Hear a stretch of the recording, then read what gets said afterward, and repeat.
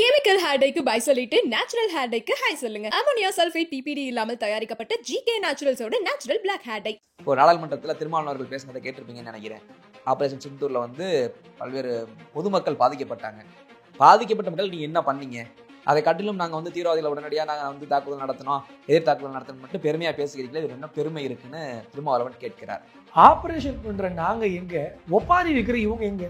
Trump பண்ணாரு, நீங்க பண்ணீங்களா? போர் நடத்தக்கூடிய நாங்கள் எங்க? புரோக்கர் வேலை செய்த இவர்கள் எங்க? ஆட்சினா என்னன்னு தெரியாத, மக்கள்னா என்னன்னு புரியாத இவர்கள் எல்லாம் சேர்ந்து கொண்டு எங்களை விமர்சிப்பதுக்கு என்ன சார் தகுதி இருக்கு? இன்னொன்னு நீ கனிமொழியாக பேசுறாங்க, இந்த ஆபரேஷனை பொறுத்தவரை முதல்ல ரேலி நடத்துறது எங்க தலைவர் முத்துவேல் கருணாநிதி ஸ்டாலின். ரேலி நடத்துறது இவரெல்லாம் சாரி கேட்டுட்டு இருக்கிறாரு. அப்போ ஒரு வரிகளே வச்சு ஆரம்பிச்சார் பேரணியே எங்க போர் முடிவுக்கு வந்துச்சு அப்படின்னு. சார் நீங்களே யோசிங்க, 4.5 வருஷம் போர் அடிக்குது, இவங்க போரை பத்தி பேசலாமா சார்? திமுக காரன் இன்னைக்கு இந்த கடந்த 4.5 வருஷத்துல இங்க நடக்கக்கூடியது எல்லாமே அநீதி. ஆனா அரிஸ்டாட்டில் மாதிரி பேசுவான். நாங்கள் செய்தது தெரியுமா, நாங்கள் பண்ண சல்லித்தனம் உனக்கு புரியுமா? ஒரு வடிவேல் படத்துல ஒரு ரவுடி இருப்பான், வடிவேல் பேசுவாரு, அண்ணே செய்து உன்னே அப்படின்னு. அந்த கதையா இங்க வீராப்ப வசனம் பேசி இங்க மக்களை வீணடித்தது போதாது, இன்னைக்கு பாராளுமன்றத்துல போய் பகல் கனவு கண்டுட்டு இருக்கிறாங்க இந்த எதிர்கட்சிக்காரங்க. எங்கள் சின்னம் சூரியன், எங்கள் சின்னம் சூரியன் டான்ஸ் ஆடுறியே, சின்னத்தை பத்தி பேசுறியே, உனக்கு நல்ல எண்ணம் இருக்கா? முதல்ல இந்த நாட்டு மக்கள் மீது என்ன இருக்காயா உனக்கு? ஏன் பழங்குடியின மக்கள் பாவப்பட்ட மக்களா? மாடி வீட்டுல வாழ்றவனையும் உள்ள பூந்து கட்டுற, வீடு இருக்கவனும் வீட்டுல ரோட்ல நிப்பாட்டிடுற. உன் கொள்கை என்ன? What is your agenda? Mister M K. Stalin மீடியாவை அசிங்கமா திட்டுறது, பெண்கள் அசிங்கமா திட்டுறது, நீதிபதிகள் அசிங்கமா திட்டுறது, படிக்கக்கூடிய எங்களை போன்ற மாணவர்களே போட்ட பிச்சை.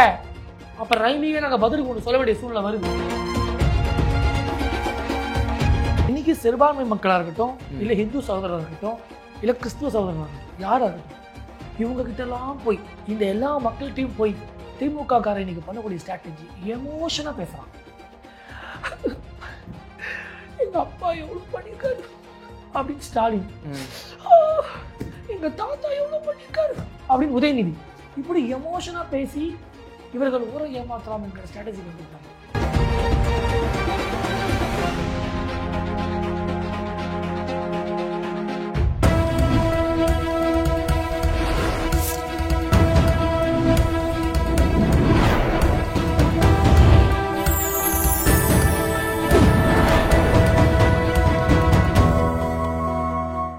சேனல் 5 தமிழ் நேயர்களுக்கு வணக்கம். இந்த நேர்காணலில் நம்மோடு இணைந்திருப்பவர் தமிழக பாஜகவின் இளைஞர் அணியைச் சேர்ந்த வழக்கறிஞர் திரு ஹரிஹரன் அவர்கள். வாருங்கள், அவரோடு பேசுவோம். சார் வணக்கம். எப்படி இருக்கீங்க? நல்லா இருக்கேன். இப்போ நாடாளுமன்றத்தில் திருமாவளவன் அவர்கள் பேசினதை கேட்டிருப்பீங்கன்னு நினைக்கிறேன். அதாவது ஆபரேஷன் சிந்தூரில் பல்வேறு பொதுமக்கள் பாதிக்கப்பட்டாங்க. பாதிக்கப்பட்ட மக்கள் நீங்கள் என்ன பண்ணீங்க? அதை காட்டிலும் நாங்கள் தீவிரவாதிகளை உடனடியாக நாங்கள் தாக்குதல் நடத்தினோம், எதிர் தாக்குதல் நடத்தணும் மட்டும் பெருமையாக பேசுகிறீங்களே, இது என்ன பெருமை இருக்குன்னு திருமாவளவன் கேட்கிறார். உங்களுடைய பதில் என்ன? ஆபரேஷன் பண்ற நாங்க எங்க, ஒப்பாரி வைக்கிற இவங்க எங்க? தொடர்ந்து மக்களுக்கான பல திட்டங்களை கொடுத்து இன்னைக்கு பயங்கரவாதத்தின் தாக்குதல், அந்த தாக்குதல் இருந்து மக்களை காக்கணும். அதற்கு மத்திய அரசு ஆபரேஷன் சிந்தூர் என்கிற ஆபரேஷன் மூலமாக இன்னைக்கு அந்த ஆபரேஷனை சக்சஸ்ஃபுல்லா பண்ணியிருக்கிறோம். அந்த தீவிரவாதிகளை ஒழிச்சிருக்கிறோம், பயங்கரவாதிகளை பயப்படுத்தியிருக்கோம். இவ்வளோ பெரிய ஒரு விஷயம் நடந்திருக்கு. சம்பந்தமே இல்லாம இந்த எதிர்கட்சிக்காரங்க சார் தோல்வியின் விளிம்பில் தோத்துட்டான். தோத்தவன் இன்னைக்கு எங்க பார்த்தாலும் இன்னைக்கு தேம்பி தேம்பி அழுகக்கூடிய காட்சி. இன்னைக்கு திருமாவளவன் உள்ளிட்ட இன்னைக்கு எல்லா கட்சிக்காரர்களும் பேசுறாங்க. சு வெங்கடேசன் சொல்றாரு, எங்கள் நெஞ்சத்தில் தேசம் இருக்கிறது, உங்கள் நெஞ்சத்தில் தேர்தல் இருக்குன்னு எங்களை சொல்றாரு. சார் சொந்த தாய் இறந்து போயிட்டாங்க சார். ஒரு தாய் இறந்து போனா கூட ஒரு நாளெல்லாம் இங்க உட்கார வச்சுக்கிட்டு அவங்க அப்பா இறந்தாலும் அவங்க அண்ணன் இறந்தாலும் என்ன மாதிரி விஷயங்கள் நடக்குது தமிழ்நாட்டில். பாரத பிரதமர் அவ்வளவு குறை சொல்றாங்க, அவருடைய தாய் இறந்துட்டாங்க. அதை மத்தியானத்துக்குள்ள காலையில போய் மத்தியானத்துக்குள்ள இந்த வேலையை முடிச்சுட்டு அரசு வேலைக்கு திரும்பி வராது.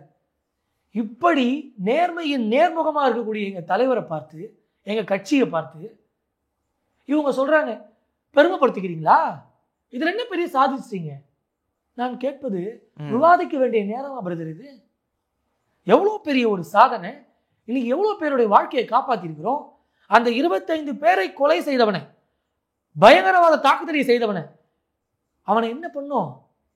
அவனை படுகொழிக்கு தள்ளி இருக்கிறோம். அதானங்க ஒரு சாதனை. ட்ரம்ப் பண்ணாரு, நீங்க பண்ணீங்களா? ஒரு போர் தொடங்கினால் நீங்கள் செய்யணும், அடுத்தவங்க செய்யலாமா? அதற்கு தான் எங்களுடைய உள்துறை அமைச்சர் சொல்லியிருக்காரு, யோ இது மன்மோகன் சிங் ஆட்சி இல்லையா? போர் நடத்தக்கூடிய நாங்கள் எங்க, புரோக்கர் வேலை செய்த இவர்கள் எங்க? நான் கேட்பது, திமுக கூட்டணி ஆட்சியில் அங்கம் வகிச்சது. அப்ப எத்தனையோ ஆபரேஷன் போட்டாங்க, ஆபரேஷன் ஜிஞ்சர் உள்ளிட்ட எவ்வளவு ஆபரேஷன் நடந்துச்சு. காங்கிரஸ் ஆட்சி அப்போ திமுக கோமால இருந்துச்சா? இன்னைக்கு சார் ஆட்சினா என்னன்னு தெரியாத, மக்கள்னா என்னன்னு புரியாத இவர்கள் எல்லாம் சேர்ந்து கொண்டு எங்களை விமர்சிப்பதுக்கு என்ன சார் தகுதி இருக்கு? பார்லிமெண்ட்ல நீ கூத்து நடக்குது, போராடுவோம் போராடுவோம். இப்போ ஒரு 10 நாளைக்கு முன்னாடி எம்பிகளை நிக்கிறாங்க, போராடுவோம் போராடுவோம், போராட்டத்திற்கு போராடுவோம், ஏதோ நக்கல் பண்ணி சிரிச்சுக்கிறாங்க எம்பி எல்லாம். ஆமா, அந்த வாசல்ல இப்படி ஒரு கேலி கூத்தா ஒரு எம்பிகளை உலகத்துல யாராவது பார்த்திருப்பாங்களா? இன்னொன்னு நீ கனிமொழியாக்கா பேசுறாங்க, we always we request peace. Poison கட்சி நடத்திக்கிட்டு நீ பீஸை பத்தி பேசலாமா? யாருக்கு பீஸ் கேக்குறாங்க? அவங்களுக்கு. அதாவது இந்திய நாட்டினுடைய பீஸ் தான் உங்களுக்கு முக்கியமா? நினைச்சு பார்க்க முடியுதாங்க? அப்புறம் நாங்க என்னைக்குமே we have not failed towards this nation. ஒரே இங்கிலீஷ் தான், பிரிட்டிஷ் அமெரிக்கன் இங்கிலீஷ் வாங்கல. we have not failed in this nation. நான் சொல்றேன், ஃபெயிலியர் ஆட்சி நடத்துற தமிழ்நாட்டில் வெக்கமே நம்ம பார்லிமெண்ட்ல போய் எப்படி பேச முடியுது? இது இன்னொரு சிரிப்பு கேளுங்க. இந்த ஆபரேஷனை பொறுத்தவரை முதல்ல ரேலி நடத்துறது எங்க தலைவர் முத்துவேல் கருணாநிதி ஸ்டாலின். ரேலி நடத்துறது வந்து ஊரெல்லாம் சாரி கேட்டுட்டு இருக்கிறாரு. அந்த டைம்ல சொன்னாங்க, ஐயோ அவர் ரேலி நடத்த ஆரம்பிச்ச உடனே போரே நின்று போச்சு. ஆமா, அப்போ ஒரு வரிகளே வச்சு ஆரம்பிச்சாரு பேரணி, அங்க போர் முடிவுக்கு வந்துச்சு அப்படின்னு. நீங்க நம்பலையா அத? சார் நீங்களே யோசிங்க, 4.5 வருஷம் போர் அடிக்குது, இவங்க போரை பத்தி பேசலாமா சார்? சவால் விட்டுட்டே இருக்கான் ஊரெல்லாம். நீ திவால் ஆட்சி நடத்துற, நீ இதுக்கு சவால் விடுற? ஊரெல்லாம் சல்லித்தனம் பண்ணக்கூடிய நீ சவால் விடலாமா? மாடல் மாடல் மாடல்னு 4.5 வருஷமா சார் என்ன மாடல் நீ பேசுன? அணி அணி அணி என்ற கூட்டணியை பத்தி பேசுற, ஓரணி சொல்ற, நீ செய்த பணியை பற்றி பேசி மக்களிடையே நிக்க உங்களுக்கு துப்பு இருக்கா? திராணி இருக்கா? நான் திமுக பத்தி பேசுறேன், கேட்கிறேன். அணியை பற்றி ஊர் வசனம் பேசுறிய, வீர வசனம் பேசுறிய, நாங்கள்லாம் பயங்கரமான அணி, மதசார்பற்ற அணி, கொள்கை அணி. நீ செய்த பணியை பற்றி சொல்ல, நீ கொடுத்த தேர்தல் அறிக்கை பத்தி பேச உனக்கு எங்கேயாவது தெம்பு இருக்கா? உனக்கு எங்கேயாவது துப்பு இருக்கா? பாமர மக்கள் கேள்வி கேட்க தொடங்கிட்டாங்க. இன்னைக்கு கேள்வி கேட்டா கிடுகிடுத்து போய் நிக்கிறான் திமுக காரன். ஏன்? இன்னைக்கு பாராளுமன்றத்தில் நடக்கக்கூடிய விவாதம், கனிமொழியாக்கா பேசிக்கிட்டே இருக்காங்க. அங்க பின்னாடி அந்த ரஜினிகாந்த் அண்ணன் ஒரு படத்துல இங்கிலீஷ் தெரியாம மாட்டி பாருங்க ஒரு கும்பல்ல, கனிமொழியாக்கா ஏதோ பேசுறாங்க, பின்னாடி தங்க தமிழ் சொல்லு இப்படி பாக்குறாரு. அந்த தயாநிதி மாறனுக்கு தெரிஞ்ச 2 வார்த்தை தான், சாரி ஷேம் ஷேம். என்னையா இது? இதுக்குதான் உங்க அம்சமா? பார்லிமெண்டா ஸ்கூல் கடைசி பெஞ்சா? அந்த கதையா தான் இருக்கு. இங்க பப்பி ஷேம் போல ஒரு ஆட்சி நடத்தி நீ ஷேம் ஷேம்னு கத்தலாமா? போய் அங்க மக்களை சார்ந்து நீ ரோட்ல வந்து அங்க அவர் வந்து நின்று பாத்துருக்கீங்களா எங்கேயாவது என்னைக்காவது? கனிமொழியாக்கா வீர சவடால் சு வெங்கடேசன். அதுல எனக்கு ஒரு கேள்வி இருக்கு. இப்ப தமிழகத்துல இவங்க திமுக ஆளுங்கட்சி, நேர்ந்த இந்திய அளவுல பாஜக ஆளுங்கட்சி. இப்போ பாஜக எதிர்குரல் கொடுக்கணும்னா வெளியில நின்று பார்லிமெண்ட் வெளியில நின்று போராடுறாங்க. நம்ம அந்த காமெடிலாம் பண்ணுறதை பார்க்குறோம்.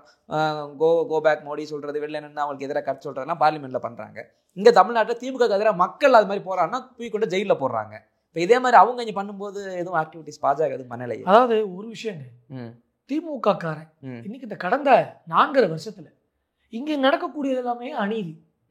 ஆனா அரிஸ்டாட்டில் மாதிரி பேசுவான், நாங்கள் செய்தது தெரியுமா, நாங்கள் பண்ண சல்லித்தனம் உனக்கு புரியுமா அப்படின்மா. வெளியில இருந்து பாக்குறவங்க என்ன பண்றான், ஐயோ அண்ணன் இந்த ஒரு வடிவேல் படத்துல ஒரு ரவுடி இருப்பான், வடிவேல் பேசுவார், அண்ணே தயவுசெய்து உன்னே அப்படின்னு. அந்த கதையா இங்க வீராப்ப வசனம் பேசி இங்க மக்களை வீணடித்தது போதாது, இன்னைக்கு பாராளுமன்றத்துல போய் பகல் கனவு கண்டுட்டு இருக்கிறாங்க இந்த எதிர்கட்சிக்காரங்க. பரிதாபமா இருக்கு, பாவமா இருக்கு. இங்க மக்களிடையே வாக்கு பெற்று போன காரணம் என்ன? இன்னைக்குதான் சிறுபான்மை மக்கள் மேல திடீர் சீற்றம், இன்னைக்குதான் பட்டியலெடுத்த மக்கள் மேல திடீர் பாசம். கடைசி இவ்வளவு நாள் எங்க போனேன்? கடைசி ஒரு வருஷத்துல, ஒரு வருஷமா? நீங்க வேற 8 மாசம். 8 மாசம் மாசமான பொண்ணு மாதிரி துடிச்சுக்கிட்டு இருக்கான். ஏன் துடிக்கிற? இதையெல்லாம் கேட்கக்கூடிய வேலைகள்ல பாரதிய ஜனதா கட்சி தொடர்ந்து ஈடுபடுது. இன்னைக்கு தமிழ்நாடு முழுவதும் சுற்றுப்பயணம் போறோம், மக்களை சந்திக்கிறோம். திமுக காரர்கிட்ட மக்கள் எளிமையா கேட்கக்கூடிய கேள்வி கூட ஏதோ எலக்ட்ரிக் ஷாக் அடிச்ச மாதிரி நிக்கிறான் திமுக காரன். நீ என்ன செய்யற போற? இதுக்கு மேல எதிர்கட்சி நினைச்சிட்டு இருக்கான். பல நேரங்கள் அவன் எதிர்கட்சின்ற போலவே அவனுக்கு ஒரு மனநிலை.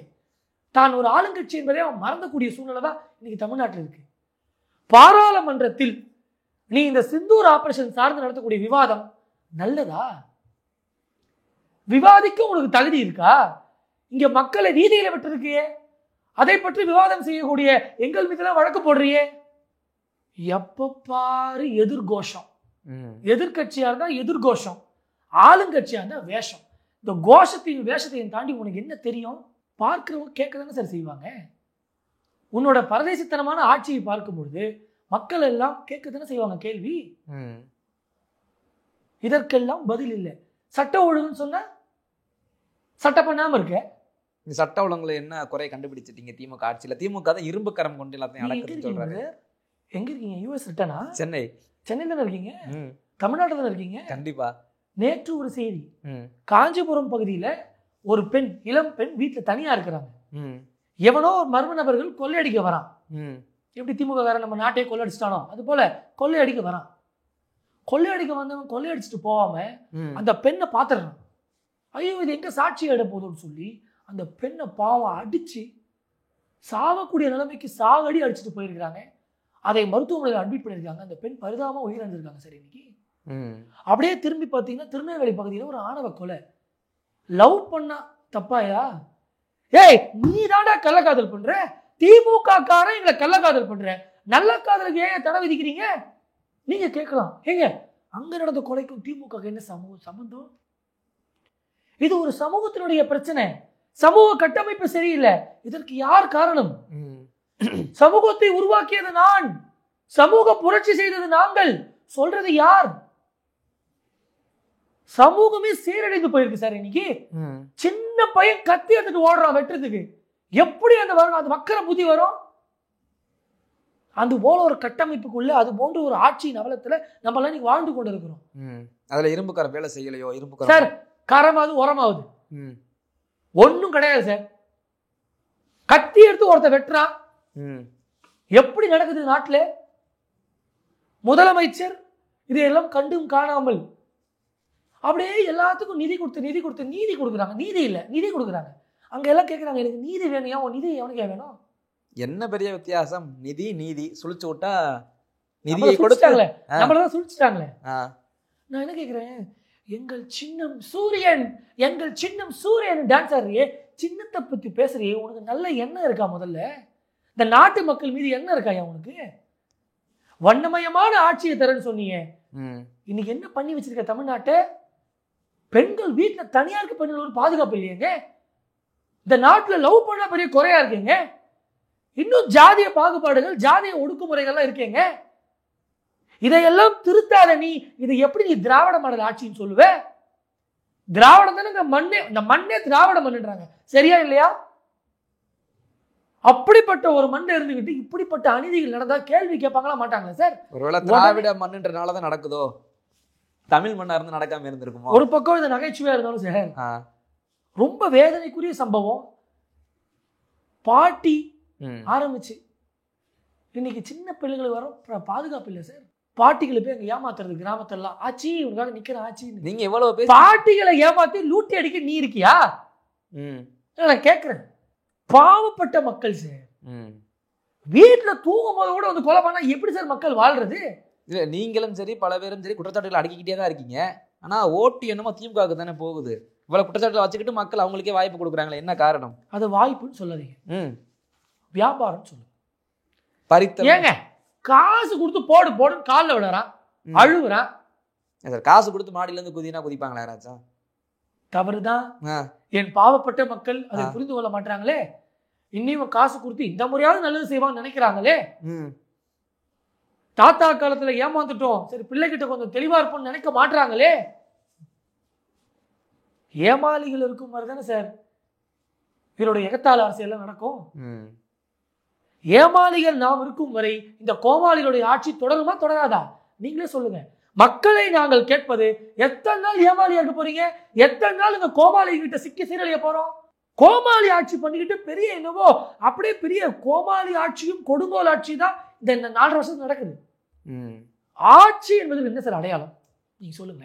ஒரு ஆட்சி, அந்த ஆட்சிக்கு என்ன அடையாளம்? வந்ததிலிருந்து செய்த சாதனைகள், சட்ட ஒழுங்கு எப்படிலாம் பார்த்துக்கிறது, பல பல விஷயங்கள் ஒரு இடத்துல நடக்கும்போது அதெல்லாம் எப்படி இவங்க வந்து செக்ரிகேட் பண்ணி எப்படி அதை நல்லதுப்படுத்தி கொண்டு வந்திருக்கிறாங்க. இதுதான் சார் ஒரு ஆட்சியினுடைய ஒரு விஷயம். எதையுமே கண்டும் காணாம அப்பா ஒரு பக்கம் பிள்ளை ஒரு பக்கம் வீரவசனம் பேசி வெட்டி பந்தா பண்ணி எத்தனை நாள் சார் எங்களை ஏமாத்த போறீங்க? வசனத்தை தாண்டி திமுக ஏதாவது பார்த்துருப்பீங்களா நீங்க?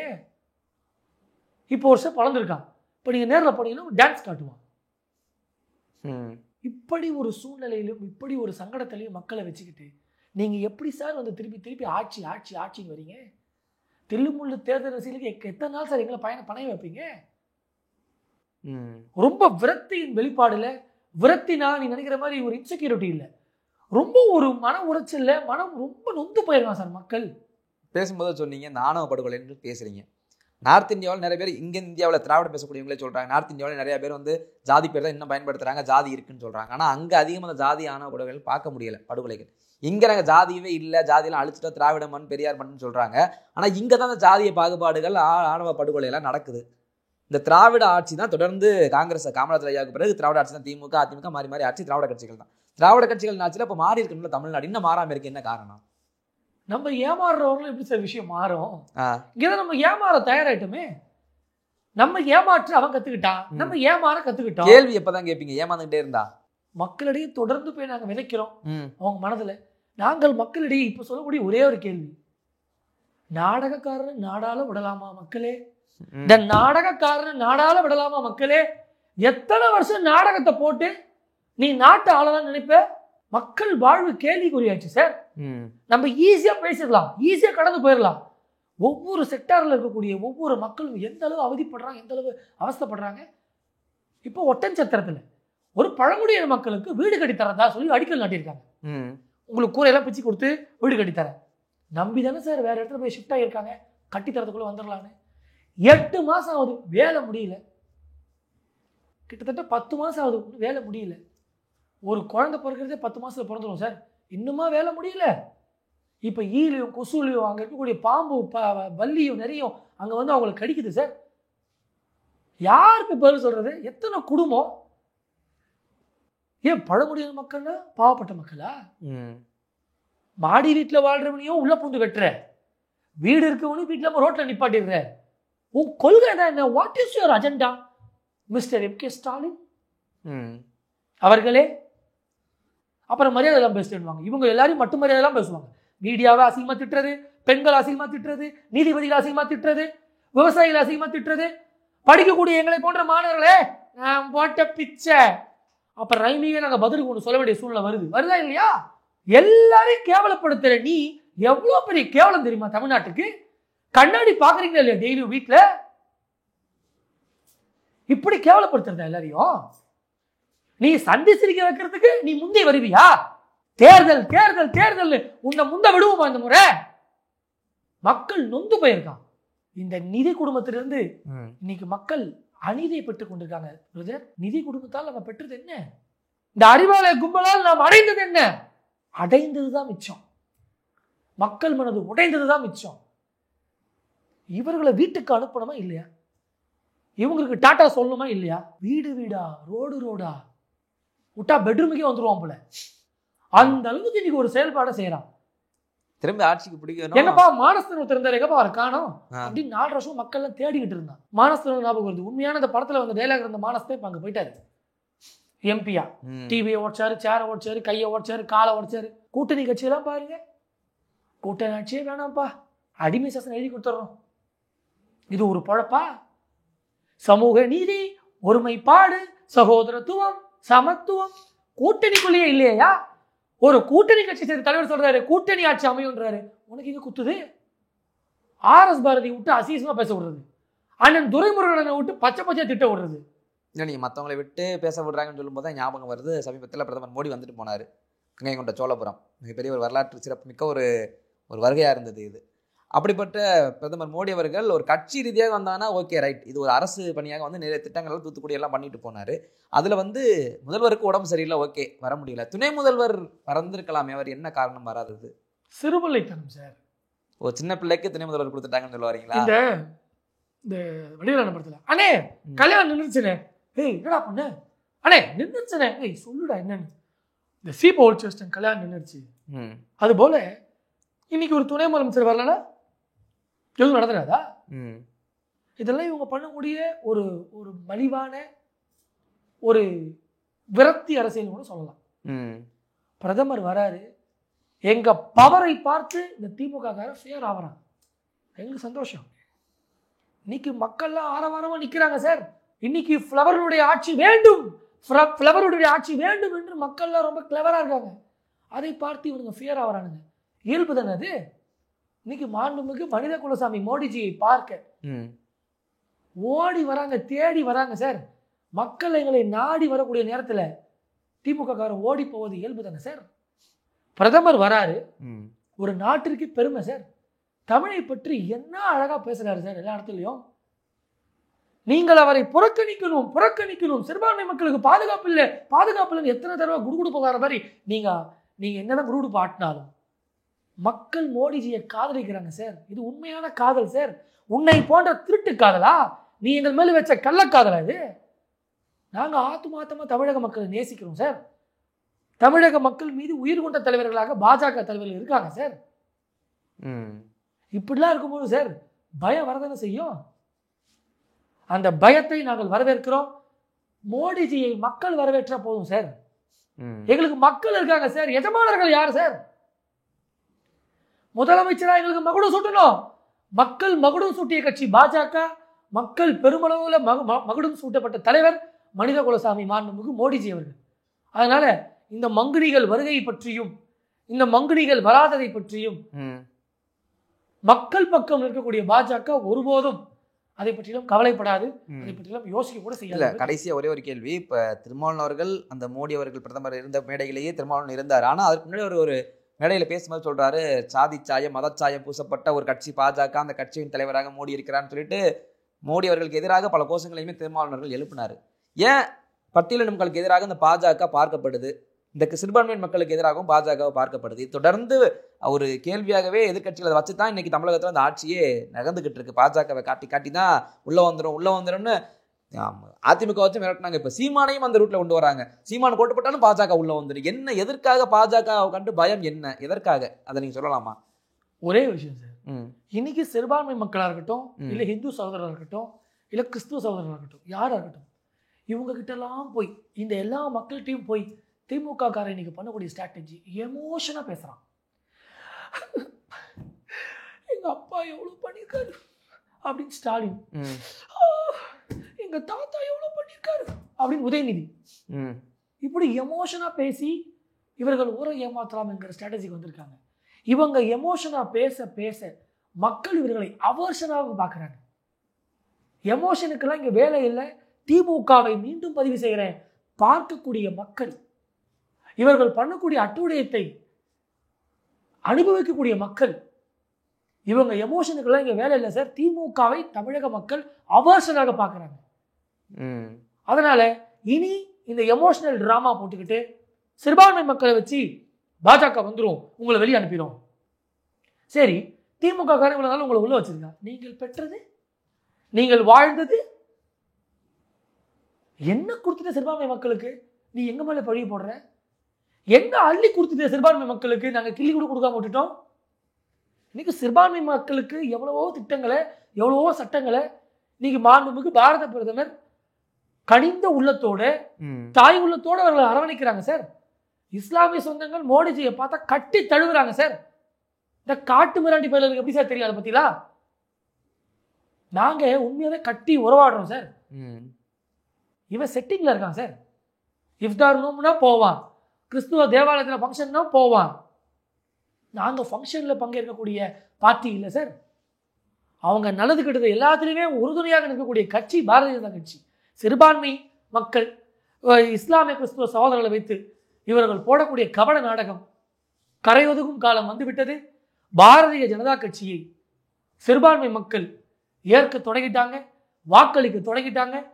இந்த வேஷம் எல்லாம், வேஷம் போடும் அண்ணன் ஸ்டாலின் அவர்களும் புதிதாக வேஷம் போட வந்திருக்கும் அண்ணன் விஜய் அவர்களும், இந்த இரண்டு கபடதாரிகளுடைய இந்த நடிப்பு இன்னைக்கு நடுத்தருக்கு வந்து நிற்கும் என்பதை நான் நேரத்தை பதிவு பண்றேன். ஓகே சார், உங்களுடைய பல்வேறு கேள்விகளுக்கு உங்கள் நேரத்தை ஒதுக்கி பதில் அமைக்க ரொம்ப நன்றி. தொடர்ந்து பேசுவோம். நன்றி.